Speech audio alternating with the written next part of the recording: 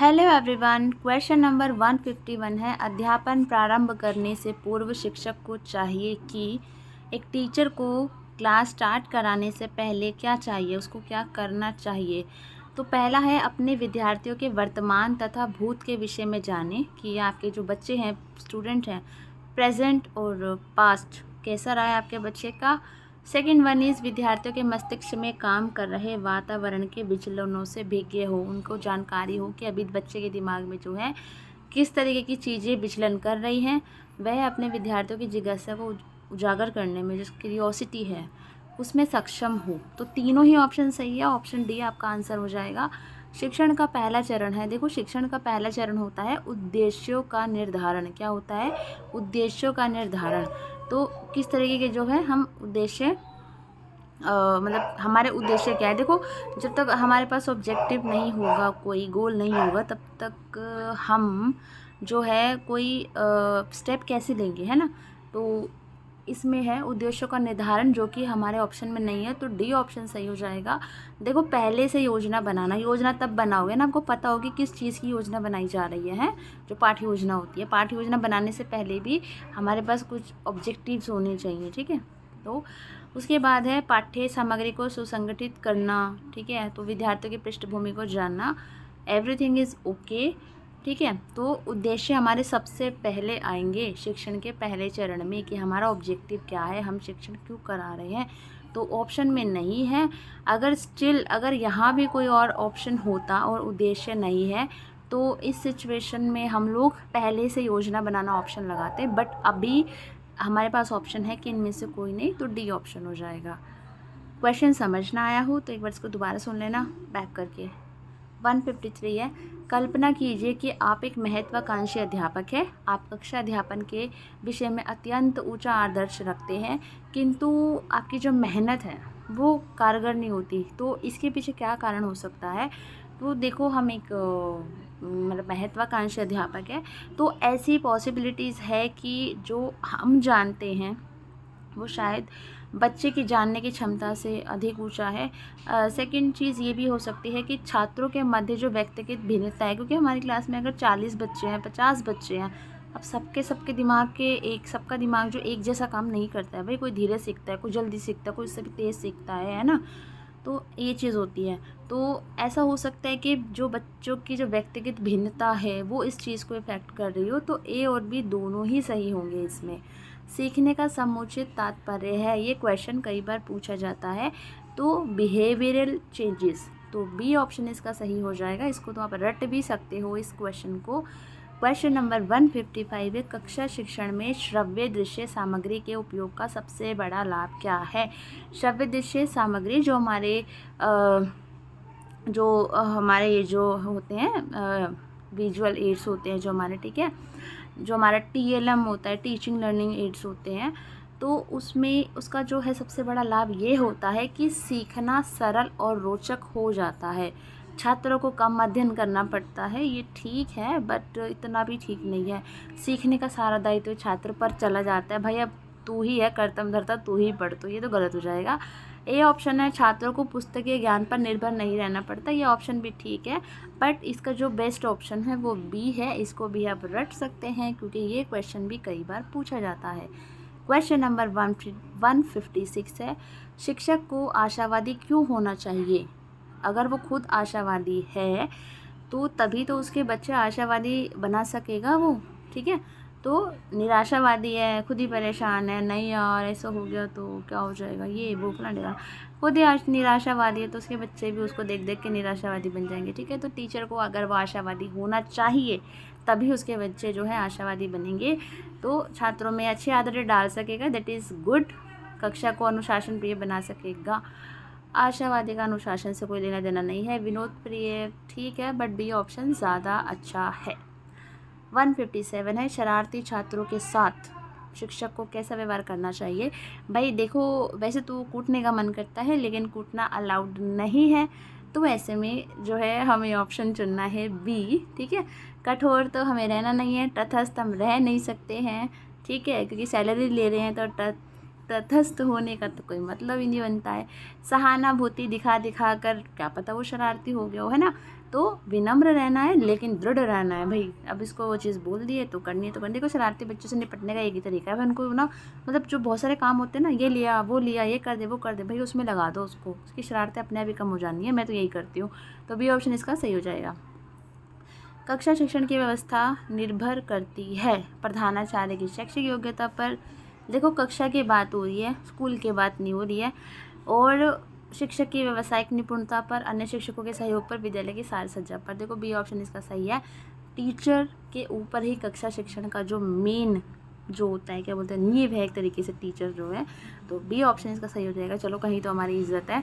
Okay 159 है, यदि छात्रों का शैक्षिक रिपोर्ट अत्यधिक उत्तम है, वाह भाई वाह वाला है, तो शिक्षक को निम्नलिखित कार्य करने की आवश्यकता है। भाई मेरे बच्चे तो मतलब तगड़े वाले बिल्कुल आगे जा चुके हैं, तो क्या करना चाहिए मुझे ऐसे में? तो वह केवल छात्रों को अधिगम प्रणाली के खोजने में सहायता करे और उन्हें संदर्भ सूची प्रदान करे, छात्रों को प्रस्तुतिकरण में मदद करे, किंतु उन्हें उसकी तैयारी स्वतंत्र रूप से करने दे। उसके बाद है छात्रों को स्वयं तैयार करने के पर्याप्त अवसर दे तथा उन्हें स्वनिर्देशित होने दें। छात्रों की तैयारियां पाठ्य पुस्तक के मात्र तो नहीं, इसका निरीक्षण करें। भाई ऑप्शन तो ऑलमोस्ट सारे ही ठीक लग रहे हैं, बट हमें बेस्ट इसमें से चूज़ करना है। तो ऑप्शन जो है इसका सी हो जाएगा। ठीक है, देखो छात्रों का शैक्षिक रिकॉर्ड बहुत बढ़िया है, तो ये हो सकता है कि छात्रों को स्वयं तैयार करने के पर्याप्त अवसर दें और उन्हें स्वनिर्देशित होने दें, वो खुद से खुद को निर्देश करें। ठीक है, तो ये ऑप्शन इसका हो सकता है। बाकी बी भी ठीक ही लग रहा है। ठीक है, तो आई थिंक यही वाला सही है कि उन्हें पर्याप्त अवसर दिए जाने चाहिए, ताकि बच्चा खुद से भी तो कुछ करे ना भाई। अब जब शैक्षिक रिकॉर्ड बढ़िया है बच्चों का, तो आई थिंक सी ऑप्शन ठीक है और सी ही होना चाहिए इसका। और मैं अपनी हर वीडियो में कहती हूँ, no one is perfect on this earth. तो मैं भी परफेक्ट नहीं हूँ। किसी क्वेश्चन का आंसर अगर मैं गलत दे देती हूँ या मेरे द्वारा कोई गलत आंसर चला जाता है, तो कृपया करके आप लोग मुझे कमेंट करके बता सकते हैं। आप मुझसे सीखते हैं, मैं आपसे सीखती हूँ। टीचर का काम यही होता है, सीखने सिखाने का। तो अगर कुछ हो जाता है गलती, तो आप लोग मुझे कमेंट कर सकते हैं। डेफिनेटली मैं उस चीज़ को आगे आने वाली वीडियोस में ध्यान रखूँगी, प्लस मेरी भी लर्निंग होगी। तो most welcome for your comments. और वीडियो अच्छी लगी हो तो उसको लाइक भी कर दिया करो यार, और शेयर करना तो बिल्कुल मत भूला करो। और पहली बार आए हो तो सब्सक्राइब कर लेना। सॉरी बीच में डिस्टर्ब करने के लिए, बट करना पड़ता है कभी कभी। 160 नंबर क्वेश्चन है, यदि विद्यार्थी यह ना समझे कि कक्षा में क्या पढ़ाया गया है, तो शिक्षक क्या अनुभव करेगा? मतलब हमारा बच्चे को हमने पढ़ा दिया और बच्चे को पता ही नहीं है, बस वही है ना, हमने पूरी रामायण का आदि बाद में पूछा राम कौन है ना। तो ऐसी वाली सिचुएशन है, तो टीचर को कैसा लगेगा? भारी उबा हुआ, उसे दूसरे तरीके से समझाना चाहिए। वह व्यर्थ समय में नष्ट, मतलब बच्चों को लिए व्यर्थ समय नष्ट कर रहा है। अगर बच्चों को समझ नहीं आ रहा है तो विद्यार्थियों के लिए अफसोस, अरे यार उसको तो समझ ही नहीं आया है।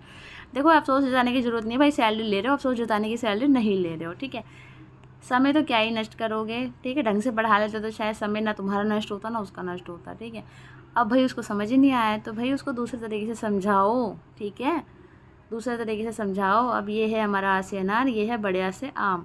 अब कुछ बच्चे आ से अनार बड़े आ से आम समझा दो, समझ जाते हैं।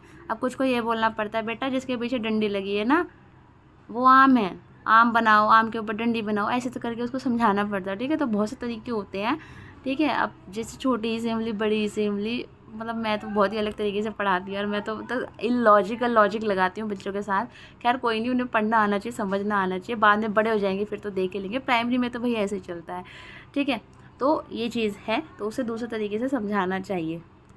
161 है, शिक्षक द्वारा दिए जाने वाले गृह कार्य, नॉट गृह कार्य, गृह कार्य की मात्रा एवं प्रकार का निर्धारण करना चाहिए छात्रों के मतों द्वारा। चलो भाई बच्चा पोलिंग करते हैं, कौन सा हमें बच्चों को गृह कार्य देना है। ठीक है, और कितना देना है, किस प्रकार का देना है, ये तो गलत हो जाएगा। ठीक है, विषय वस्तु की जटिलता द्वारा कि भाई विषय वस्तु कितनी टफ है। ठीक है, गृह कार्य से उत्पन्न होने वाले अधिगम द्वारा, कक्षा के कालांश द्वारा, भाई कितने टाइम का पीरियड था हमारा। तो सी ऑप्शन सही हो जाएगा कि बच्चा जो होमवर्क करेगा उससे उसको जो अधिगम मिलेगा, जो लर्निंग मिलेगी, वो कितनी मिलेगी, वो डिसाइड करेगी कि हमें कितना जो है होमवर्क देना है। तो 161 का सी ऑप्शन हो जाएगा।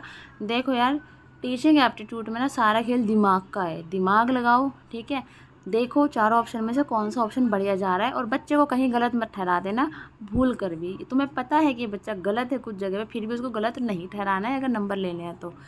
162 है, शिक्षा के क्षेत्र में ली जाने वाली परीक्षा से हम जान सकते हैं कि विद्यार्थी कितना बुद्धिमान है। अध्यापक द्वारा पढ़ाया गया संबोध विद्यार्थी किस प्रकार प्रस्तुत करता है। विद्यार्थी पूर्व वर्ष में किए गए कार्य का कितना भाग याद कर सकता है। देखो जहाँ याद करने की बात आ जाए ना, उसको तो पहले ही काट देना। रेक्टाफिकेशन, रोट लर्निंग बिल्कुल गलत है, ठीक है, गलत ही ऑप्शन है, कहीं भी दिखे उसको काट दो बिल्कुल। विद्यार्थियों का शैक्षिक विकास को सही दिशा में हो रहा है अथवा नहीं। देखो ए और बी वाले जो ऑप्शन है वो डी वाला कवर कर रहा है। कभी भी ऐसे कन्फ्यूज हो जाना यार तीनों ही सही है चारों ही सही है, ऐसा देखो कि एक ऑप्शन में बाकी के ऑप्शन समाहित हो तो आपको आंसर सही मिल जाएगा। डी ऑप्शन सही है, विद्यार्थी का शैक्षिक विकास सही दिशा में हो रहा है या नहीं, ठीक है, तो वो हमें पता चलेगा उसकी जो हम परीक्षा लेते हैं। तो डी ऑप्शन इसका सही हो जाएगा। 163 है, जो अध्यापक कक्षा अध्यापन में उत्साही होते हैं उनमें प्राय विषयों की प्रवीणता का अभाव होता है जो उनके उत्साह के नीचे छुपा रहता है। वे छात्रों का ध्यान खींचने के लिए केवल नाटकीय रूप देते हैं, ठीक है, तो ये तो गलत है। वे अपने छात्रों को अध्यापन अधिगम की प्रक्रिया के अंतर्गत कर लेते हैं, उनमें उपरोक्त सभी बातें होती हैं, तो ये तो गलत हो जाएगा। देखो जो अध्यापक कक्षा अध्यापन में उत्साही होते हैं, ठीक है, जैसे कि तारीफ़ नहीं करनी चाहिए बट मैं बहुत ज़्यादा हूँ, बच्चों को लेकर कुछ ना कुछ नई ऊट पटांग चीज़ें बच्चों को करवाना सिखाना, लाइक ऊट पटांग इन द सेंस कि उनको बस वो चीज़ें समझ आ जाए खेल खेल में, ठीक है, तो ये चीज़ मेरे साथ रहती है। तो खैर ये नाटकीय नहीं है और कुछ ध्यान खींचने का भी कुछ नहीं है, तो ये भी ऑप्शन गलत हो जाएगा हमारा।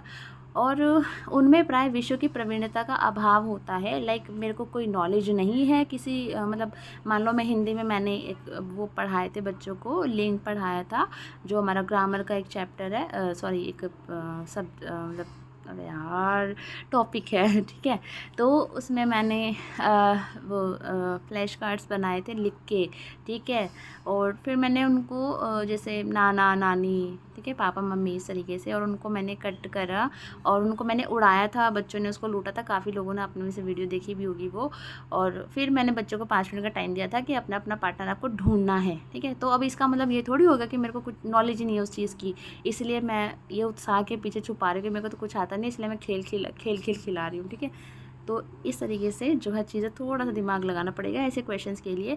तो देखो यार ऊपर के दोनों तो कट जाते हैं, अब बचा सी वाला, वे अपने छात्रों को अध्यापन अधिगम की प्रक्रिया के अंतर्गत कर लेते हैं। मैं बच्चे को अपने जो मैं उनको सिखा रही हूँ उसके अंडर में बच्चों को अपने लेकर आ रही हूँ, तो इसका सी ऑप्शन हो जाएगा, ठीक है, थोड़ा सा दिमाग लगा के करना, ये आंसर ईजी है इसका फाइंड आउट करने में, समझ आ गया होगा। और भाई किसी किसी को समस्या हो सकती है, मैं अपने एग्जांपल देती हूँ, भाई मेरे को कहीं मिलता नहीं है किसी का एग्जांपल, तो मैं अपने एग्जांपल उठा के दे देती हूँ, ठीक है। ओके 164 है, प्राथमिक स्तर के बच्चों को क्या पढ़ना सिखाना हो तो उसका कठिनाई स्तर। देखो प्राथमिक स्तर के जो बच्चे हैं ना उनको पढ़ना सिखाना हो आपका, तो उसका कठिनाई स्तर विशिष्ट से सामान्य क्रम में हो, सरल से कठिन क्रम में हो, कठिन से सरल क्रम में हो, अमूर्त से मूर्त क्रम में हो। देखो बच्चों को पढ़ना सिखाते हैं जब, तो ये होना चाहिए हमारा अमूर्त तो नहीं होगा ये, क्योंकि अभी बच्चे ने अभी अमूर्त चीज़ें आप बातें करो, एक्स वाई माना कि एक्स, तो बच्चे को तो पता ही नहीं है भाई एक्स क्या है, ठीक है, तो उसको पढ़ना कैसे सिखा दोगे। कठिन से सरल क्रम की ओर, चल भाई तू पहले आ से अनार बाद में सीख लो, पहले बिना अक्षर वाले बिना मात्रा वाले शब्द लिखना शुरू कर, तो ये भी गलत हो जाएगा। सरल से कठिन के क्रम में हो, ठीक है, तो ये हो जाएगा आपका सी वाला ऑप्शन हो जाएगा, जैसे पहले अ सिखाया फिर वो शब्द निर्माण, इस तरीके से उसको फिर, ठीक है, छोटे छोटे चीज़ें पढ़ना उसको सिखाया, पढ़ना सिखाना हो। तो विशिष्ट से सामान्य की ओर क्रम में, तो ये तो नहीं होगा कि आप पहले स्पेसिफिक सिखा रहे हैं, ठीक है, पहले सरल से कठिन की ओर जो है जाएगा।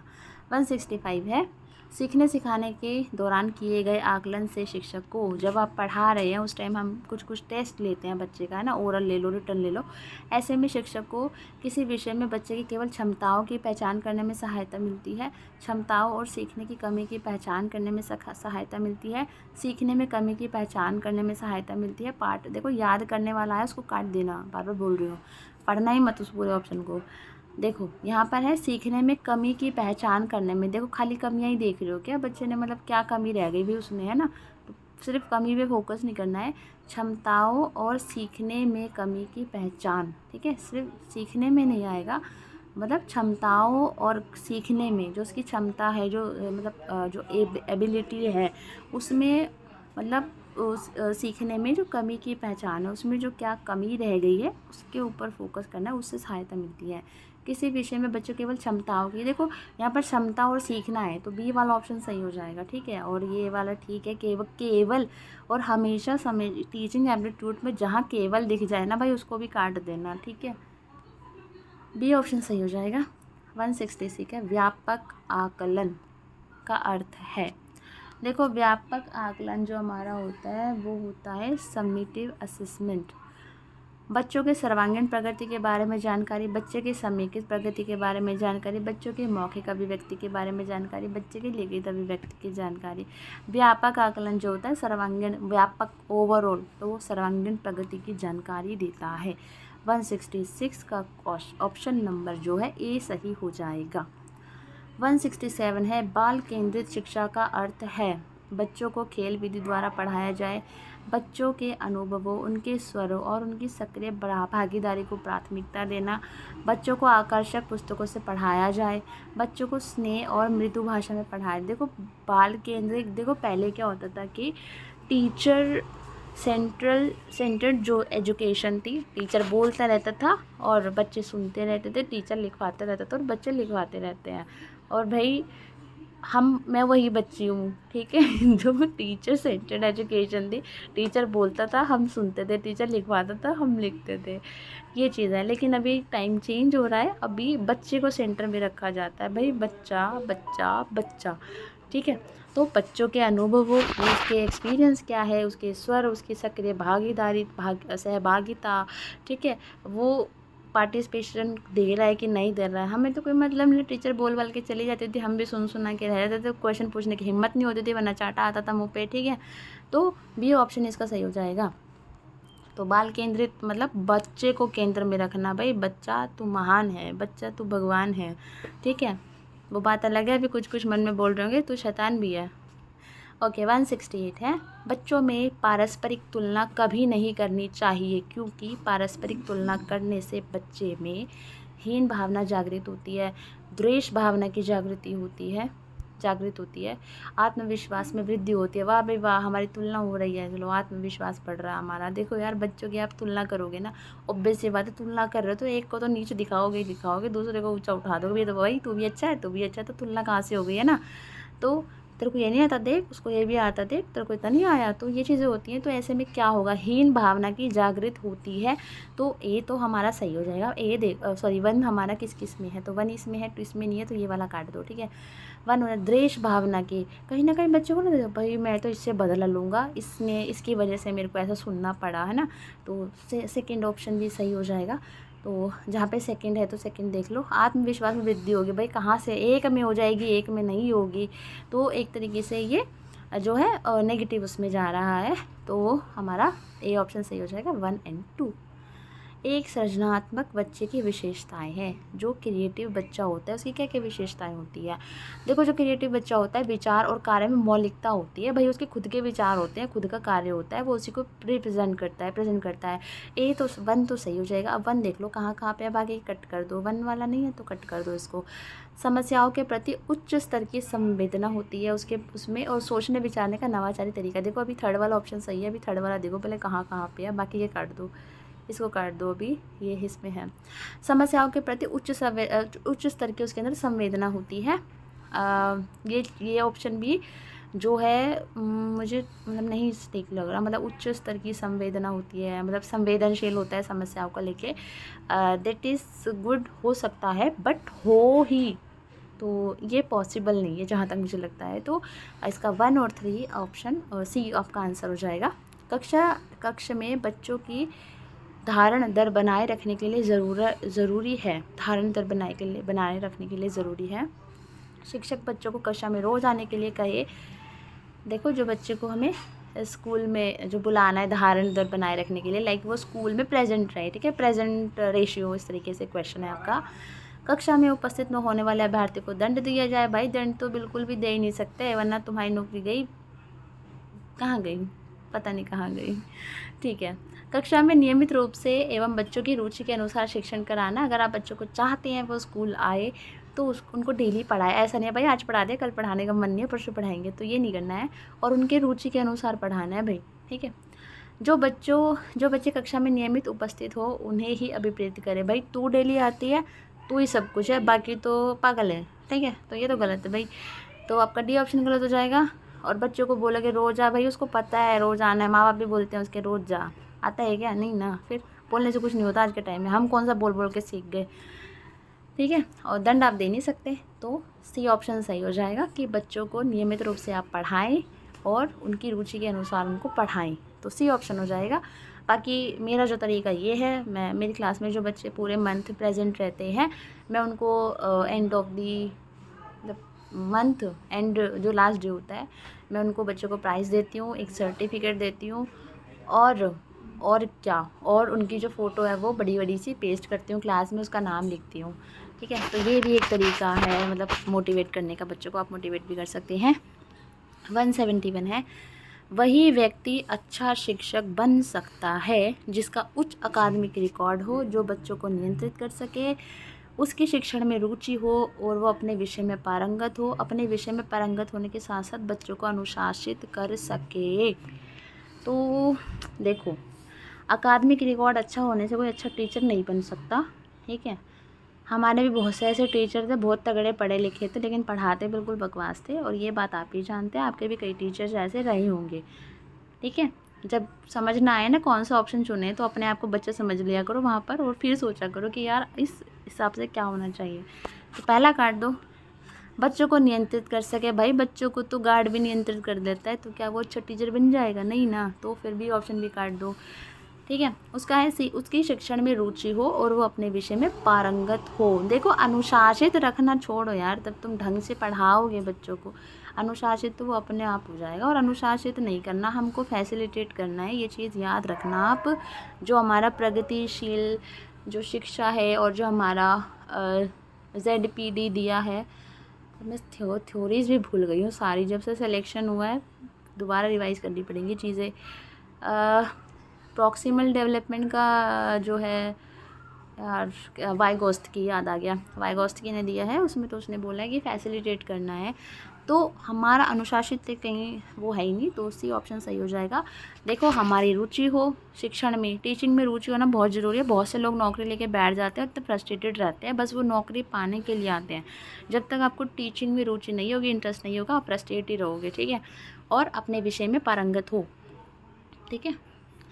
उसके बाद है, और यार देखो मैं पर्सनली एडवाइस देना चाहूँगी कि काम वो चुनो जिससे आप प्यार करते हो, क्योंकि ना फिर पैसा कमाने के लिए तो बंदा कुछ भी कर लेता है, कोई भी काम कर लेता है, लेकिन परेशान रहोगे पूरे लाइफ टाइम। क्योंकि मैंने खुद कॉल सेंटर में जॉब करके देखी है, इतने ऑफिसेज़ वगैरह में जॉब की है, उस टाइम लगता था यार क्या है ये लाइफ है, मैं इसके लिए हूँ, तो मतलब काफ़ी सारी चीज़ें हैं मुझे रियलाइज़ हुई उस टाइम पे। तो फिर मेरे को टीचिंग में था, लेकिन उस टाइम मतलब फाइनेंशियली इतना था कि मुझे जॉब करनी पड़ी। फिर उस टाइम लगा नहीं यार, मतलब पार्ट टाइम कुछ करेंगे, लेकिन अपना कोर्स वगैरह करके अपना टीचिंग लाइन में जाना है, तो ये चीज़ है। But now I am happy कि हाँ, जो जिस काम से मुझे प्यार है वो चीज़ में मुझे जॉब मिली, तो आप लोग भी ऐसा ही करें। बाकी तो समझ की बात है। 172 है, कक्ष में ज़रूरी है कि शिक्षक हमेशा ICT का प्रयोग करें, कक्षा में बच्चों को प्रश्न करने के अवसर दे, विषय को मौखिक एवं लिखित रूप में पढ़ाए, रोज़ कक्षा में आए। देखो सारे ही ठीक है, खैर रोज़ तो क्या हमेशा ICT का प्रयोग क्या ही कर लोगे तुम, ठीक है, इसको छोड़ दो। बी ऑप्शन बिल्कुल आपका सही है, बच्चों को प्रश्न करने के अवसर दें, जितना बच्चा प्रश्न करेगा उतना आपका जो है आप एक बेहतर शिक्षक हैं अगर आपका बच्चा प्रश्न कर रहा है तो, ठीक है। 173 है, मौखिक प्रश्न पूछकर हम बच्चों को किन किन क्षमताओं को जान सकते हैं। सुनने व दोहराने की क्षमता, कि बच्चा कितना सुनता है, कितनी बार दोहरा पाता है। सुनने, दोहराने व निर्देशों को समझने व उनके अनुसार कार्य करने की क्षमता। सही उत्तर बताने की क्षमता। याद, देखो याद बोला था ना, काट देना याद सुन के, ठीक है, पढ़ना ही नहीं आगे।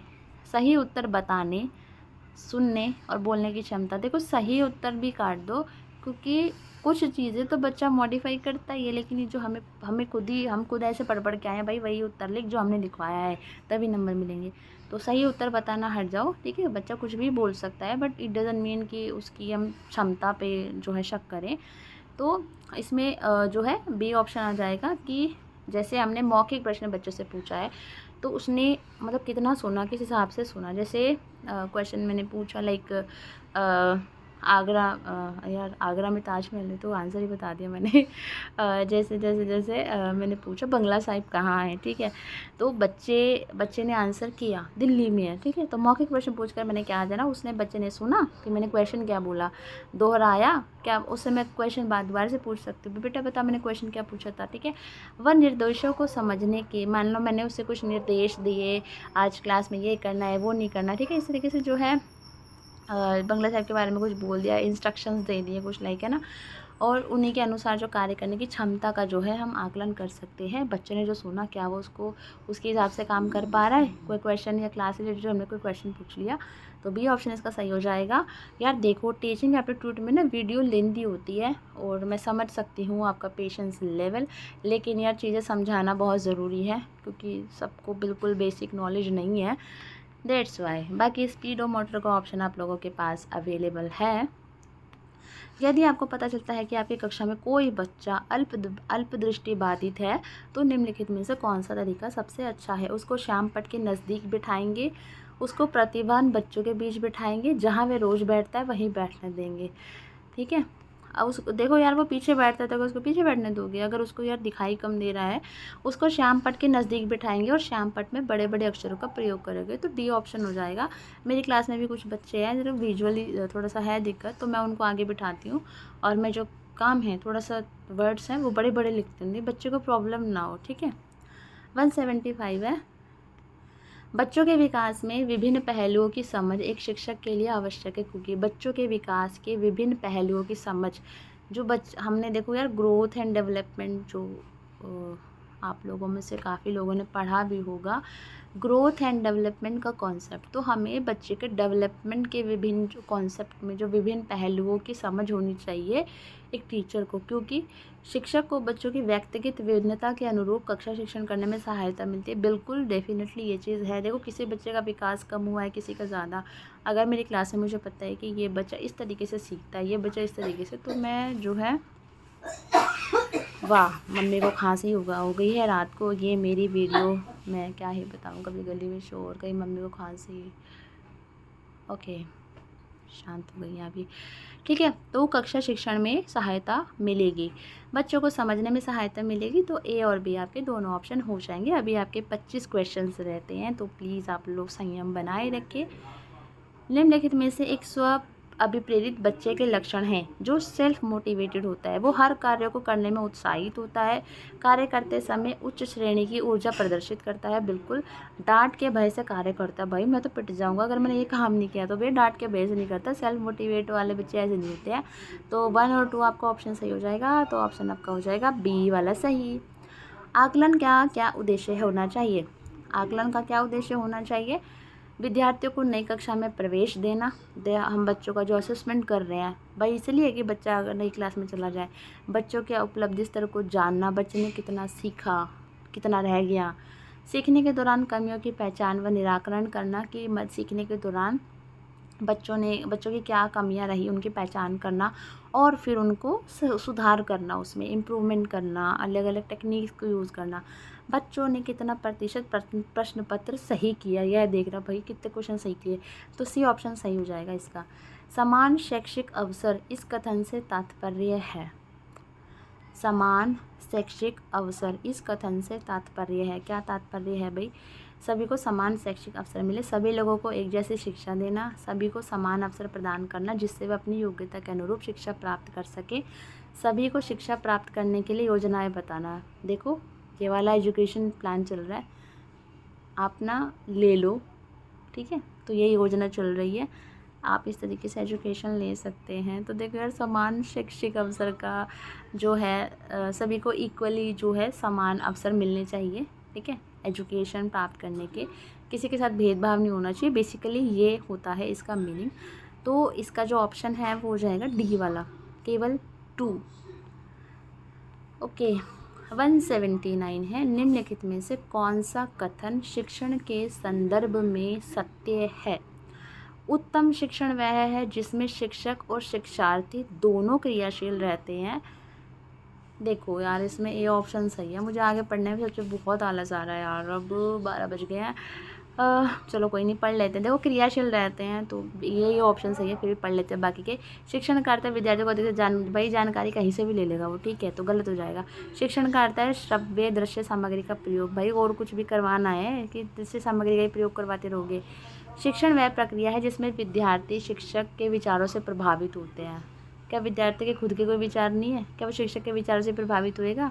गलत हो जाएगा। ए ऑप्शन का सही है। उत्तम शिक्षण वही होता है जिसमें जो बच्चा है और जो टीचर है वो दोनों क्रियाशील होते हैं, ठीक है।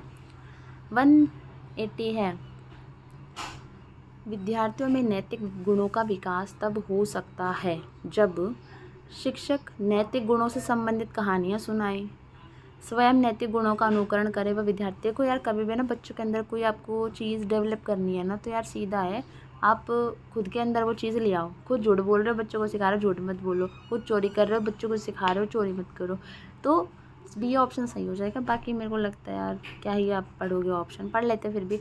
आध्यात्मिक विषय पर शिक्षक बच्चों से भाई बातचीत करने से कुछ नहीं होता भाई। दीवारों पे 70 तरीके की अच्छी बातें लिखी रहती हैं, हमने कितनी अपना ली, ठीक है। तो आज भी हम जिन टीचर्स को फॉलो करते हैं उनके अंदर कोई ना कोई बात रही होगी जिन्हें हम आज भी फॉलो करते हैं, ठीक है। तो ये खुद से भी लगा के देख लो यार, मतलब आप लोगों में से जो मैरिड होंगे तो आप लोग देख लो, आपका ही बच्चे अनुकरण करते हैं, जो आप करते हो वो बच्चे आपके करते होंगे, ठीक है। ये चीज़ है। और क्लासरूम में भी खैर मैं तो अभी अनमैरिड है हम लोग, तो हम जैसे लोग तो अभी तो अब क्लास के बच्चे ही अपने बच्चे हैं, तो वही है जो मेरे अंदर वो जो चीज़ें हैं वो बच्चे कहीं ना कहीं अडॉप्ट करते हैं, उस चीज़ को वो फॉलो करते हैं, ठीक है। तो हमें खुद को वो करना है ताकि बच्चों के अंदर वो चीज़ें आएँ। अब आया है आपका 181 क्वेश्चन। और यार मैं ना अभी 32 मिनट की वीडियो हो गई है, बहुत ज़्यादा लंबी हो रही है, ठीक है। ये बाकी के जो अभी 20 क्वेश्चन बच्चे हम लोग नेक्स्ट वीडियो में करेंगे। Thank you so much, good night. कोई कमेंट हो तो कोई डाउट हो तो कमेंट कर देना यार। लाइक शेयर सब्सक्राइब करना बिल्कुल भी मत भूलना। वीडियो अच्छी लगी हो तो वो भी बता देखो यार, कमेंट करके अच्छी लगी कि नहीं लगी। खैर बुरी बताने वाले भी लोग आते हैं और उससे खैर मुझे कोई फ़र्क नहीं पड़ता है, बट किसी की मेहनत को अप्रिशिएट करने में भी कुछ नहीं जाता है। So thank you so much, best of luck for your exam. Thank you. Question number 181 है, यदि कोई शिक्षक अपने विषय का पाठ्यक्रम समय पर पूरा नहीं कर पाता है तो सबसे अच्छा तरीका कौन सा होगा जो उसे करना चाहिए? पाठ्यक्रम पूरा करने के लिए उसे अतिरिक्त कक्षाएं लेनी चाहिए, जहां तक पढ़ाया है वहीं तक प्रश्न पूछने चाहिए। अधूरे पाठ्यक्रम से केवल महत्वपूर्ण प्रश्न और उत्तर बच्चों को बताने चाहिए, ये गलत हो जाएगा। विद्यार्थियों को पाठ्यक्रम स्वयं पूरा करने के लिए कहिए। अगर आप स्वयं उनसे बोल रहे हैं तो तुम खुद किस काम के लिए जा रहे हो? तो हमारे सी और डी ऑप्शन कट गए हैं। अब यहाँ पर है कि अगर हमें सिलेबस कंप्लीट कराना है, जो कि हमारे खुद के टीचर्स करते थे, एक्स्ट्रा क्लासेस लेते थे, तो हमें भी वही करना है। आगे है, यदि किसी शिक्षक को कक्षा शिक्षण के दौरान विद्यार्थी द्वारा पूछे गए प्रश्न का उत्तर नहीं आता है, समटाइम्स ऐसा होता है, तो उसे क्या करना चाहिए? तो विद्यार्थी को ऐसे ही कुछ भी उत्तर दे दो। बच्चे ने पूछा सेब का रंग मैम लाल होता है क्या, या पूछ लिया बच्चे ने सेब का रंग कैसा होता है, तो आप क्या कुछ भी बता दोगे, मतलब सतरंगी या काला, नहीं आता तो कुछ भी जवाब नहीं देना है। उसे डांट कर बैठने के लिए आप बोल नहीं सकते हो। उसे कहना चाहिए कि वो इसका उत्तर विस्तार से अध्ययन के बाद बताएंगे, मतलब आप जो भी पढ़ा रहे हैं उसके बाद आप उस बच्चे को बता सकते हैं या समझने के बाद बता सकते हैं। तो ये इसका सी ऑप्शन हो जाएगा। उसे कक्षा से बाहर जाने के लिए कहेंगे, ये तो आप बिल्कुल नहीं कर सकते, तो सी ऑप्शन हो जाएगा। अभी फॉर एग्ज़ाम्पल गुड फ्राइडे जो अभी हमारा गया है 2025 में, मैंने बच्चों को बोला था कि गुड फ्राइडे के बारे में सभी बच्चे पढ़ के आएंगे। मैं भी पढ़ के गई थी। ऑब्वियसली बात है, बच्चे सुनाएंगे तो मुझे कहीं कहीं चीज़ें जो गलत बताएंगे बच्चे तो सही करनी होगी, तो मैं भी उसके बारे में पढ़ के गई थी। और जब गुड फ्राइडे के बारे में डिस्कशन हो गया क्लास में, तो उसके बाद एक बच्चे ने क्वेश्चन पूछा कि मैम जो है इस दिन तो ईसा मसीह जी को मतलब उस पर क्रूस पे चढ़ाया गया था, तो उनको जो है यातनाएं दी गई थी, तो इसको गुड फ्राइडे क्यों बोलते हैं? ये तो बैड फ्राइडे होना चाहिए ना। तो उस टाइम मुझे ऐसा लगा कि मतलब ये कैसा क्वेश्चन है, और मैंने भी कभी इस पर ध्यान नहीं दिया, और मेरा फ़ोन उस टाइम चार्जिंग पर लगा हुआ था। तो फिर मैंने मतलब मैं सोचा उस टाइम, बट उस टाइम पे ये नहीं था, मैं कुछ भी बोल देती, कुछ भी लॉजिक लगा देती। तो मैंने उस बच्चे को वही बोला कि मतलब घुमा फिरा के, ऐसे भी उसे फील नहीं होने दिया कि मुझे नहीं आता। मैंने उस बच्चे को बोला कि बेटा अभी हम थोड़ा सा काम कर लेते हैं, उसके बाद मैं इसका आंसर बताती हूँ पूरी क्लास में। तब फिर बाद में जो है मतलब इसका आंसर मैंने सर्च किया, और एक मैम है मेरे स्कूल में क्रिश्चियन, तो मैंने उनसे पूछा, तब मैंने इसका जो आंसर है फिर पूरी क्लास में बता दिया। ठीक है, तो इस तरीके से होना चाहिए। यदि आपकी कक्षा में कोई विद्यार्थी अधिकतर अनुपस्थित रहता है तो आप क्या करेंगे? इस विषय में प्रधानाचार्य, देखो यार आपका बच्चा है, पहले तो आप खुद सुलटो उससे, प्रधानाचार्य के पास क्यों ही जा रहे हो?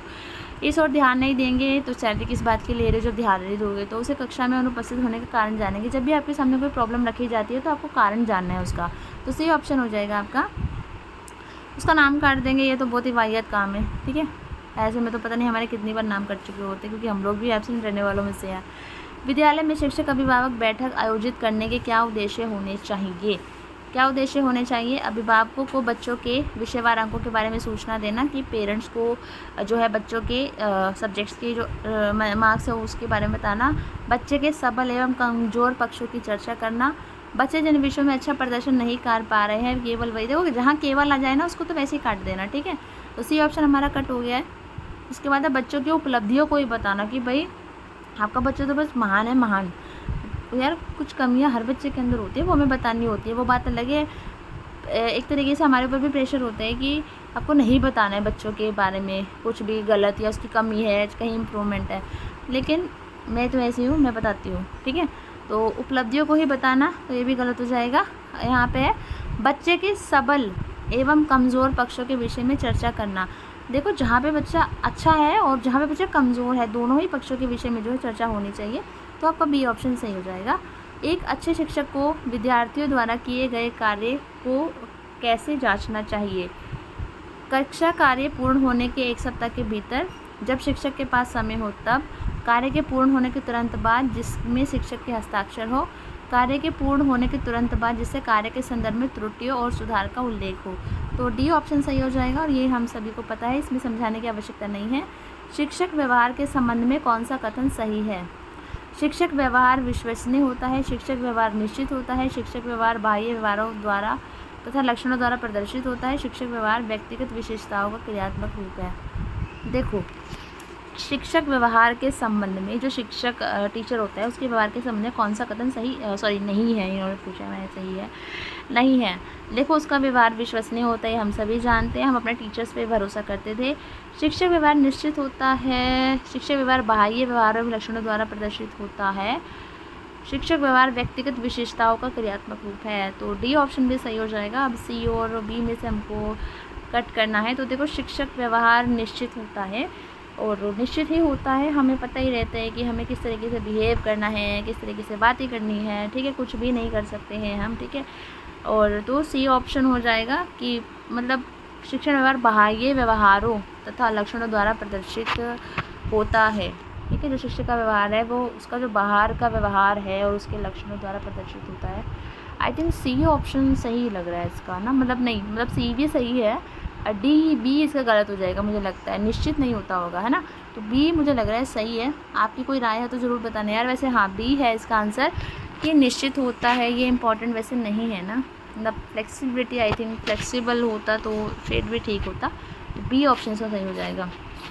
एक अध्यापक को शैक्षिक मनोविज्ञान का ज्ञान अवश्य होना चाहिए, क्योंकि ताकि वह शिक्षा के उद्देश्यों को समझ सके, उचित शिक्षण विधियों का विकास कर सके, उचित विषय वस्तु को चुन सके, मूल्यांकन की सही विधियाँ अपना सके। देखो अगर हमें शैक्षिक मनोविज्ञान का ज्ञान है तो हमें होना अवश्य है, क्योंकि शिक्षा के उद्देश्यों को समझ सके। देखो अगर हमें शिक्षा के उद्देश्य पता है तो हम अच्छी शिक्षण विधियों का भी विकास कर लेंगे, उचित विषय वस्तु का भी चयन कर लेंगे, और मूल्यांकन की सही विधियाँ भी अपना लेंगे। तो शिक्षा के लक्ष्यों को अगर हम समझ सकेंगे तो ये ऑप्शन आपका सही हो जाएगा। शैक्षिक मनोविज्ञान का ज्ञान अवश्य होना चाहिए ताकि हम शिक्षा के उद्देश्यों को समझ सकें। उद्देश्य हमें क्लियर है तो आगे की चीज़ें अपने आप ही क्लियर हो जाएंगी। अगला है 188, बच्चों के अवांछनीय संवेगों के संबंध में निम्नलिखित में से कौन सा व्यवहार सबसे कम प्रभावी है। कम प्रभावी पूछा है इन्होंने कि बच्चे के अवांछनीय संवेगों के संबंध में निम्नलिखित में से कौन सा व्यवहार सबसे कम प्रभावी है। अवांछनीय संवेग मतलब बच्चे के जो इमोशंस है जो हमें नहीं चाहिए, हम नहीं मतलब एक्सपेक्ट करते कि वो बच्चे के अंदर, तो कौन सा व्यवहार सबसे कम प्रभावी है जो हम नहीं उसके अंदर चाहते। बच्चों में सुरक्षा भाव भरना, ठीक है, कि बच्चे के अंदर वो अवांछनीय संवेग, वांछनीय जो चाहते हैं, अवांछनीय जो नहीं चाहते, ठीक है। बच्चों में सुरक्षा भाव भरना, तो हम चाहते हैं कि बच्चे के अंदर ये आए। अपने संवेगों से मुकाबला करने के लिए उसमें कुछ योग्यताएं पैदा करना, बिल्कुल हम चाहते हैं कि बच्चे के अंदर अपने इमोशंस से मुकाबला करने के लिए उसके अंदर कुछ योग्यताएं डेवलप हो। बच्चों को दंड देना तथा कहना कि वह ऐसा कार्य दोबारा ना करे जो अच्छा नहीं है। देखो दंड देने की बात हो रही है, तो यहाँ पर तो दंड देना वैसे ही गलत हो जाए, तो सी ऑप्शन आपका सही हो जाएगा। बाकी डी वाले को पढ़ने की आवश्यकता नहीं है, बाकी आप लोग इसको पढ़ सकते हो। 189 है, निम्नलिखित में से कौन सा कथन गृह कार्य के संबंध में सर्वाधिक उपयुक्त है। इन्होंने सर्वाधिक उपयुक्त पूछा है। गृह कार्य छात्रों की प्रवृत्ति एवं स्तर के अनुकूल होना चाहिए। गृह कार्य का स्वरूप भाषा की दृष्टि से शुद्ध होना चाहिए। गृह कार्य को क्रमागत होना चाहिए। गृह कार्य उद्देश्य केंद्रित होना चाहिए। अब नीचे यहाँ पे ऑप्शन दिए हैं, देखो सर्वाधिक उपयुक्त पूछा है इन्होंने। छात्रों की प्रवृत्ति एवं स्तर के अनुसार होना चाहिए कि बच्चे का, वो 3rd क्लास के बच्चे को 5th क्लास का होमवर्क तो दोगे नहीं, तो पहला वाला तो आपका सही हो गया, ठीक है। अब यहाँ पे देख लो आप लोग, जिसमें पहला है, पहला इसमें नहीं है, तो बी वाला ऑप्शन काट दो, ठीक है। गृह कार्य का स्वरूप भाषा की दृष्टि से शुद्ध होना चाहिए, तो सही बात है। अब गृह कार्य अब कुछ भी लिख रहे हो, मतलब उसमें जो स्पेलिंग्स है वो सही होनी चाहिए, ठीक है, शुद्ध होना चाहिए भाषा की दृष्टि से, तो सेकंड वाला भी है, सेकंड वाला है इसमें। उसके बाद है गृह कार्य को क्रमागत होना चाहिए, क्रम में होना चाहिए, ठीक है, सीक्वेंस में होना चाहिए, बिल्कुल ऐसा नहीं है कि जो लास्ट में पूछा जाना है वो पहले पूछ रहे हो, पहले वाला लास्ट में पूछ रहे हो। तो हम सीक्वेंस से बच्चों को पढ़ाते, तो आई थिंक होमवर्क भी सीक्वेंस में होना चाहिए। गृह कार्य उद्देश्य केंद्रित होना चाहिए, भैया आपका ऑब्जेक्टिव क्या है, क्यों होमवर्क दे रहे हो, तो उद्देश्य केंद्रित होना चाहिए, तो वही सारे ही हैं, तो हमारा ऑप्शन डी सही हो जाएगा यहाँ पे, ठीक है।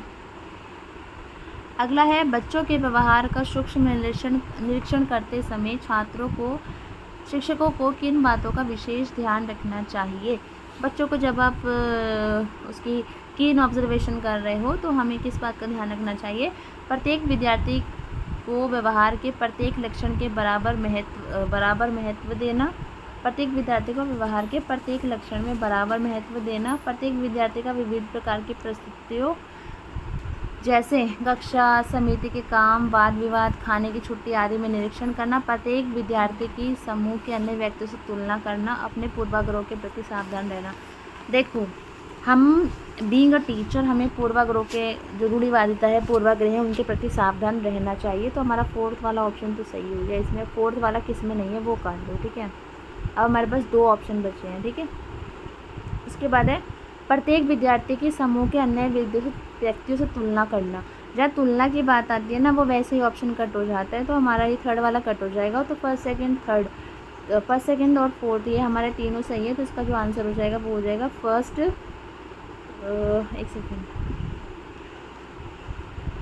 सेकंड और 3rd काट दिया हमने 4th, तो यहाँ पे है फर्स्ट, सेकंड, 3rd, 4th, इसमें तो सारे ही दिए हुए हैं, इसमें ऑप्शन ही गलत है आई थिंक। फर्स्ट होगा, सेकंड होगा और 4th होगा, 3rd वाला नहीं है भाई, तुलना करने की बात गलत है। प्रत्येक विद्यार्थी का विविध प्रकार की परिस्थितियों जैसे कक्षा, समिति के बाद, तो ये ऑब्जर्वेशन करनी चाहिए। और प्रत्येक विद्यार्थी के व्यवहार के प्रत्येक लक्षण में बराबर महत्व देना चाहिए, ठीक है। प्रत्येक विद्यार्थी की समूह के अन्य व्यक्तियों से तुलना करना, मुझे लगता है कि तुलना ये उस वाले सेंस में अभी जो है, लाइक हम बच्चों को जो हम दूसरे तरीके से जब और पेरेंट्स के सामने प्रेजेंट करते हैं, तो तुलना उस सेंस में नेगेटिव होती है। आई थिंक अब इसमें ऑप्शन नहीं है, तो इस हिसाब से तो ऑप्शन हमारे सारे सही हो जाते हैं। देखो तुलना उस सेंस में है कि वो बच्चा ये सीख रहा है, ये बच्चा ये नहीं सीख रहा है, तो इसके ऊपर काम करने की ज़रूरत है, इस सेंस में हम तुलना का मतलब ले सकते हैं। वैसे तो ये होना नहीं चाहिए, बट अब ऑप्शन अवेलेबल नहीं है, तो ऐसे में हमारे ये चारों ही ऑप्शन सही हो जाते हैं। निम्नलिखित में से सही कथन को चुनिए। सही कथन आपको बताना है यहाँ पे, एक विद्वान को अपना विषय तैयार करने और कक्षा में जाने की आवश्यकता नहीं है। एक विद्वान को अपना विषय तैयार करने और कक्षा में जाने की आवश्यकता नहीं है। अनुभवी अध्यापकों के लिए यह आवश्यक नहीं है कि वे कक्षा में जाने से पूर्व तैयारी करें। अध्यापक का अनुभव अथवा विद्वता का विचार किए बिना कक्षा में हर बार जाने से पहले तैयारी करने की आवश्यकता है। एक कुशल अध्यापक बिना तैयारी का कक्षा में काम चला सकता है। तो बिना तैयारी के तो आप पढ़ा ही नहीं सकते। सॉरी। तो हमारा डी ऑप्शन कट हो गया है, इसमें तो नहीं है, ABCD वाले नहीं, डायरेक्ट है इसमें। एक विद्वान को अपने विषय तैयार करने और कक्षा में जाने की आवश्यकता नहीं है। सही, गलत है ना ये तो पहला वाला भी आपको गलत हो गया है। अनुभवी अध्यापकों के लिए यह आवश्यक नहीं है कि वे कक्षा में जाने से पूर्व तैयारी, भाई जिनको जो बहुत एक्सपीरियंस टीचर है उनको ज़रूरत नहीं है तैयारी करने की, वो जाके बस पढ़ा दे, तो ये भी गलत है। देखो हमारी लर्निंग हमेशा लाइफ लॉन्ग चलती है, चाहे हमें कितना एक्सपीरियंस क्यों ना हो। अध्यापक को अनुभव अथवा विद्वता का विचार किए बिना कि भाई मुझे कितना एक्सपीरियंस है, मैं कितनी ज्ञानी हूँ या ज्ञानवान हूँ, या मुझे कितनी विद्वता है मेरे अंदर, उसकी परवाह किए बिना, उसके बारे में सोचे बिना कक्षा में हर बार जाने से पहले तैयारी करके जानी चाहिए। इसी ऑप्शन इसका सही हो जाएगा। 192 है, निम्नलिखित की समीक्षा कीजिए। आधार कथन है, कक्षा में अध्यापन कार्य में तरह तरह की युक्तियाँ सम्मिलित होती हैं। कक्षा में जब आप अध्यापन कार्य कराते हैं तो तरह तरह की जो युक्तियाँ सम्मिलित होती हैं। कारण सॉरी, छात्रों की अधिगम शैली में व्यक्तिगत भिन्नताएं होती है।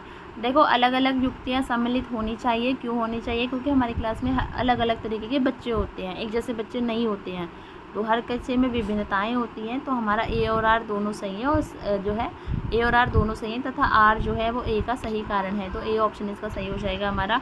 अब मान लो आपकी क्लास में मतलब सेम IQ के बच्चे हैं, सेम एज के बच्चे हैं, सेम गति से सीखते हैं, तो आप अलग अलग युक्ति थोड़ी अपनाओगे, एक ही युक्ति तो यूज़ करोगे। अलग अलग युक्तियाँ यूज़ ही तब, अलग अलग मेथोडोलॉजी तभी यूज़ होती है जब आपकी क्लास में डिफरेंट टाइप्स ऑफ स्टूडेंट्स होते हैं। अगला है, एक अध्यापक विद्यार्थियों को पढ़ा रहा है और यदि दूसरों के विचार आपके विचारों से विपरीत हो तो भी उन्हें उत्तेजित नहीं होना चाहिए, वह उनके डैश का ध्यान रख रहा है। देखो एक अध्यापक विद्यार्थियों को पढ़ा रहा है कि यदि दूसरों के विचार आपके विचारों से विपरीत हों तो भी आपको उन्हें उत्तेजित नहीं होना चाहिए। मेरे विचार अगर किसी के विचार से नहीं मिल रहे तो मुझे उत्तेजित नहीं होना चाहिए, गुस्सा नहीं करना चाहिए, एग्रेसिव नहीं होना चाहिए। तो ऐसे में जो अगर टीचर उनको समझा रही है तो वो बच्चों को क्या ध्यान रख रही है? संज्ञानात्मक विकास। देखो सामाजिक विकास नहीं आएगा इसके अंदर, शारीरिक विकास से कोई लेना देना है नहीं। और संज्ञानात्मक तो हमारा सोचने से होता है, कि भावनात्मक है, भावना होती है हमारी, अग्रेशन आना। ठीक है, डी ऑप्शन आपका सही हो जाएगा। शिक्षक छात्रों में समस्या सुलझाने तथा तार्किक योग्यता का विकास निम्नलिखित द्वारा कर सकते हैं। महत्वपूर्ण प्रश्न पूछकर सॉरी, पुस्तक से